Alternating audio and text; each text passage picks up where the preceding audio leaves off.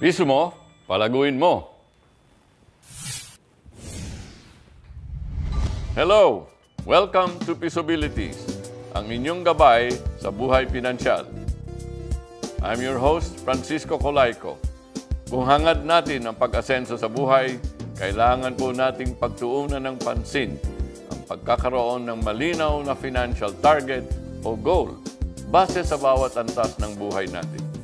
Tulad na isang bata na nagbabago ang pangangailangan habang siya ay lumalaki, nagbabago rin ang ating mga financial goals and needs. Subalit, kung mapapaghandaan natin, mas kakayanan nating harapin ang mga ito. Isa-isip po natin ang palagi kong inuulit-ulit dito sa ating programa. Savings is an expense that buys you future. Kung atin pong susundin ang tinalakay natin nung nakaraang linggo, we should always pay ourselves first. Tandaan, income less savings equals expense. Sa madaling sabi, pagkasweldo, unahin muna ang pagtatabi ng pera. Ang matitira mula dito ang siyang ilaan sa mga gastusin at bayarin. Kailangan maliwanag sa atin ang ating katayuang pinansyal. Kailangan din natin na maliwanag at klarong roadmap para makaangat mula sa kagipitan. At higit sa lahat, dapat bukas ang ating isipan at determinado tayong baguhin ang ating mga nakagawian kung kailanganin. Simula pa lang yan, dyan lang kayo magbabalik ang Pisabilities para sa marami pang tips patungkol sa inyong buhay pinansyal. Piso mo, palaguin mo.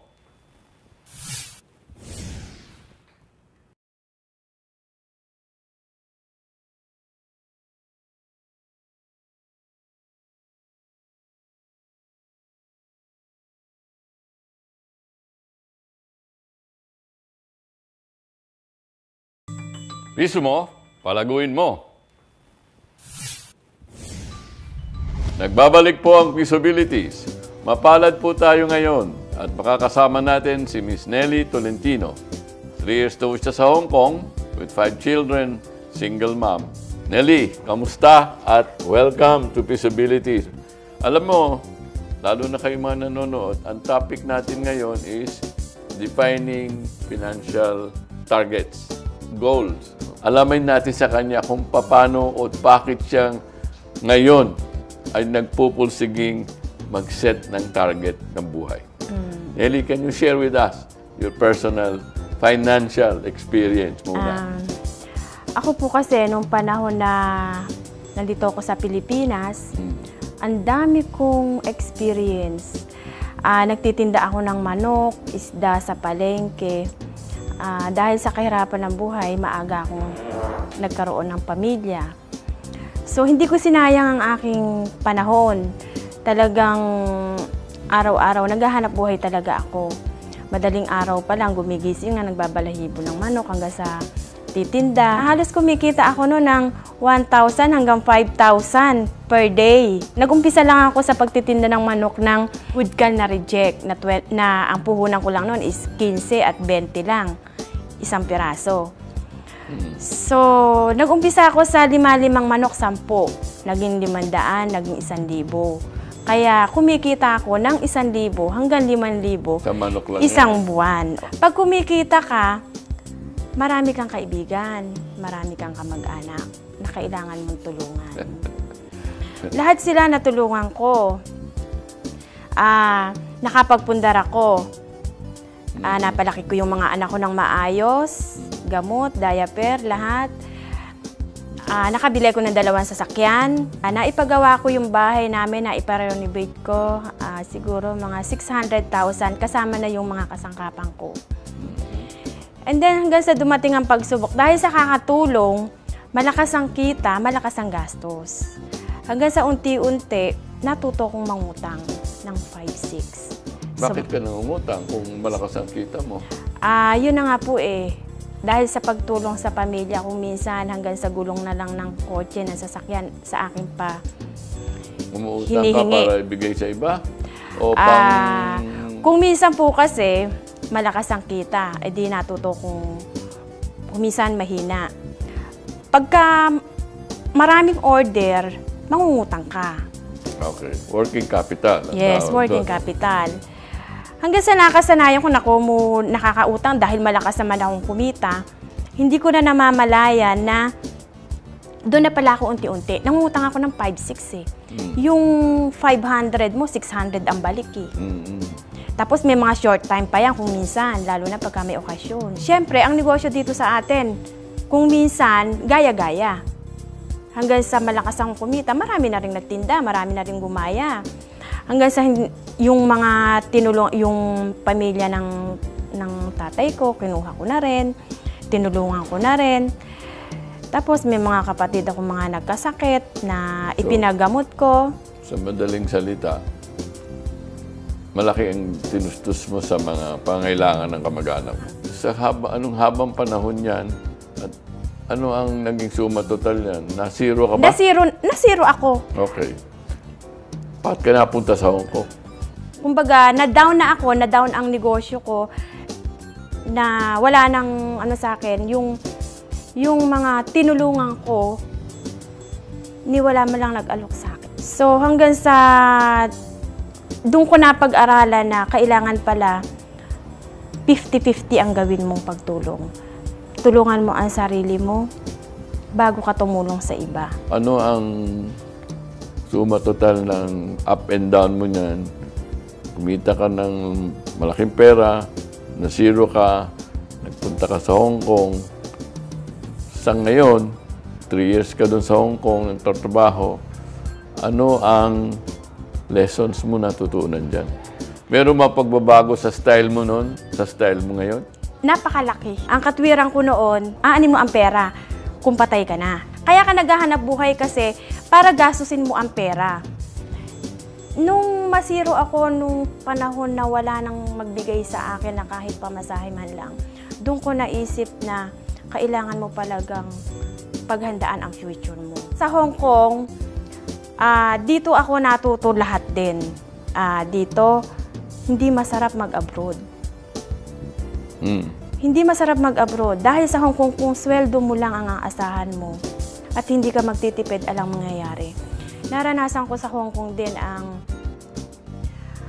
nagbebenta ako ng dyaryo. Iniipon ko yung dyaryo namin. Yung amo ko, negosyante. So, agent niya ako. Ako ang nagbebenta ng mga sapatos niya, accessories, damit, pandagdag sa kita ko. Sabi mo yung mga lessons mo, maliwanag. Basta't kumikita ang gastos, kaysa pansarili o pag sa ibang tao, pantulong gastos. Ngayon, nandun ka na nakatingin sa sarili mo. Paano ka ngayon nagsiset ng financial target mo? Sa Hong Kong kasi, marami tayong hanggang sa hinanap ko ang narinig ko sa mga kababayan natin, ang KSK Co-op. Ano kaya ako ang KSK Co-op, sabi ko. Ngayon, nagpunta ako dun sa office natin, dun sa Hong Kong. Naupo ako doon, nakapakinig ako. At nabasa ko nga yung inyong libro na Peaceability. Doon ko ngayon nalaman yung basket, yung kailangan palang magpuno tayo ng basket natin ng financial future. At totoong nangyari sa buhay ko. Meron ka ng basket ngayong pinupuno? Kumpleto na po at malapit nang mapuno. Ano yung basket na yon na gusto mong i-share sa ating mga... Meron na nga po akong SSS, naguhulog po ako ng 1,560 per month. Meron akong PhilHealth. Meron akong Pag-ibig. Ano pa? So, meron pa rin po akong share sa KSK Co-op. Meron din akong time deposit. 10 seconds. Ano masasabi mo sa ating mga nanonood ngayon bago tayo magtapos?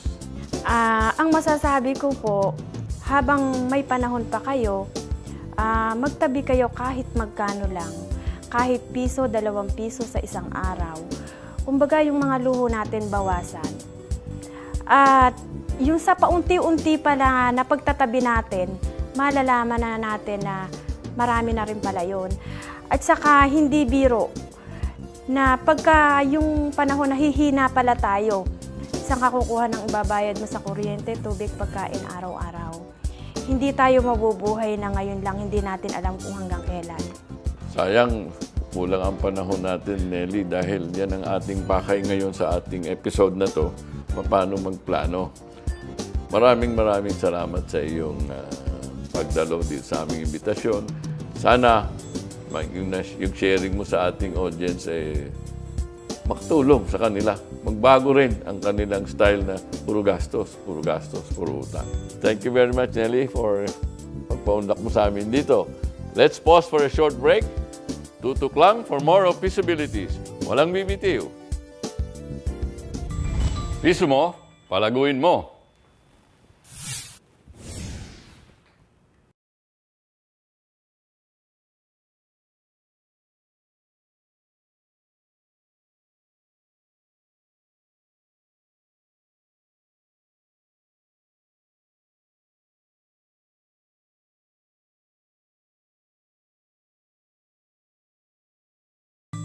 Piso mo, palaguin mo. Ito ang portion ng pag-uusapan natin ng mga tips for allocating savings. Mr. Kulaico. FGC, ako po si Mark. Lagi po kasi akong kinakapos. Kung sakali po makaipon ako ng maraming pera, ano po ang magandang paraan Para mapalago ang pera ko. Mr. Kulaico, ako po si Peso Rima. Advisable po ba na mag-invest ng isang simpleng tindera na tulad ko sa isang health o medical insurance? Nag-aalangan po kasi ako sa extra gastos kasi di naman kalakihan ang kita ko. Alam niyo ang buhay natin, 3 basket ang ating dapat punuan. Ang unang-unang basket, sagot ko rin ito doon sa nagtanong na tindera. Kailangan ba akong bumili ng insurance? Yan ho ang unang basket. Yan ang basket ng pangkasalukuyan. Dapat nagsisave tayo panglaban sa emergency, bagaman maging health problem yan, accident, at saka yung pinoproteksyohan natin. Ang layunin natin dyan, proteksyonan natin yung ating kumikitang pagkatao. Yan ang present basket. Punuan natin yan. Susunod na basket, yan yung lifestyle basket. Yan yung edukasyon ng ating mga anak, yung lifestyle natin. Kailangan makabuo tayo in the first 5 years. Nagtatrabaho tayo up to 10 years na merong natatabi tayong emergency fund. Yan, hindi pwedeng gastusin kung hindi pang emergency. Meron din yan yung edukasyon ng anak natin at saka yung lifestyle. Mr. Kulaico, ako nga po pala si Iana. Ano-ano po bang mga dapat kung pinaghahanda ang savings mula sa aking sweldo? Bakit po mahalaga ang mga ito? Siguro in the next 20 years, first 20 years ng inyong pagtatrabaho, meron na kayong dapat tinatabi pang down payment ng inyong tahanan o pambili ng inyong tahanan, pambili ng inyong sasakyan kung kailangan. Depende sa antas ng iyong lifestyle.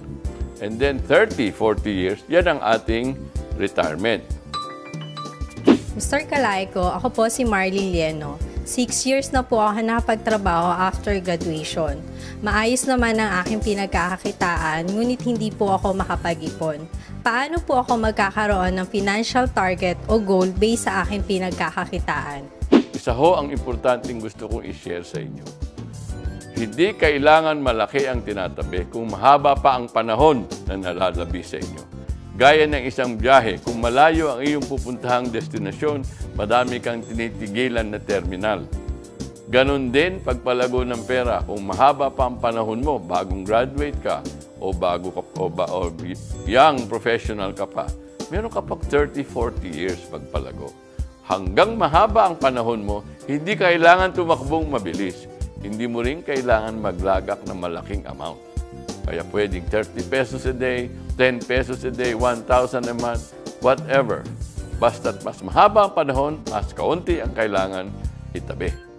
Ganon ang ating payo sa pagpalago. Tandaan, biyahe ito. Hindi ito yayaman bigla. Magbabalik pa ang Pisabilities. Huwag bibitiw.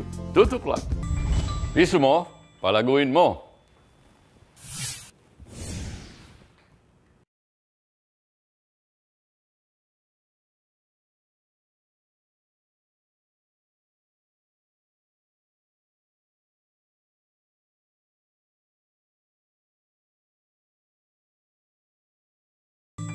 Piso mo, palaguin mo. Nagbabalik po ang Pisabilities. Pinag-usapan natin yung 20% savings. Saan ba natin lalagak yan 20% na yan? Ilang bahagi para sa anong purpose? Sa pananaw ko ho, mahirap magsalita dahil walang magbigay ng eksaktong gabay dahil bawat isa sa atin, iba-iba ang kanyang pangangailangan. But rule of thumb, siguro, pwede natin sabihin, yung sa 20% yung tinatabi natin, for the first 3 to 5 years ng buhay natin, pinansyal, kalahati nun, tinatabi natin for emergency. Dahil ang emergency, lahat tayo tatamaan. Hindi tayo makakaiwas dyan. Mapera na lang kung meron na kayong cash reserves o meron kayong siguradong pagkukuhanan for emergencies. Ano yung mga pagkukuhanan na yan? Maaring may accident insurance na kayo, maaring meron kayong kung ano-ano pang pagkukuhanan. Baka meron kayong mayaman na nanay. Pwede rin asahan sa emergencies yun. But for most of us, walang ganyan. Kaya ang obligasyon natin, magtabi for emergencies. Meron naman sa atin, mawawalan ng trabaho. So dapat meron din tayong emergency fund pagtawid habang naghahanap tayo ng panibagong trabaho. Ganong katagal yan? How many months yan? Nasa ating pananaw. Pag meron na tayong emergency fund at naayos na natin sa savings natin yung mga obligasyong pang-protekta ng ating kumikitang pagkatao, saka pa lang tayo mag-iisip, maglagak na pagpalago. Halimbawa, education ng anak natin. Halimbawa, savings natin para magkaroon tayong down payment sa ating bahay. O halimbawa, sa ating retirement. Itong ating sinasabi dito ay gabay. Gabay lang, depende sa inyong particular financial situation. Susunod, pag meron na kayong nalagak sa pambahay, sa insurance, doon na sa retirement tayo. Doon sa retirement, pwede tayo mag-invest. Yung mga mag-i-invest na yan, dapat siguraduhin natin na pag-invest natin sa mga ganyang plano, we only deal with legitimate companies, not legitimate investment vehicles. Sino magsasabi sa atin kung sino yan? SEC, Bangko Sentral, gobyerno natin ang nagpo-protection dyan. Ang importante sa atin, intindihin natin bago tayo maglagak ng salapi na yung risko na mawala yung ating nilalagak ay maliit. Mag-focus tayo na kontrolin ang risko, huwag tayong madala sa laki ng pangako ng kita. Dahil kadalasan, pag malakas ang kita na pinapangako, malamang bola, walang katotohanan. Tandaan ho natin, ating paglalagak ng salapi, dapat meron tutunguan. Hindi yung gusto lang nating kumita, period. Maglalagak ako ng piso, alam ko dapat saan pupunta, paano gagamitin, at kailan babalik. Join us again next week. Ito ang Pisabilities, ang inyong lingguhang gabay sa buhay pinansyal. Ako po, si Francisco Colayco, nagsasabing, ang pisong pinaghirapan mo, palaguin mo.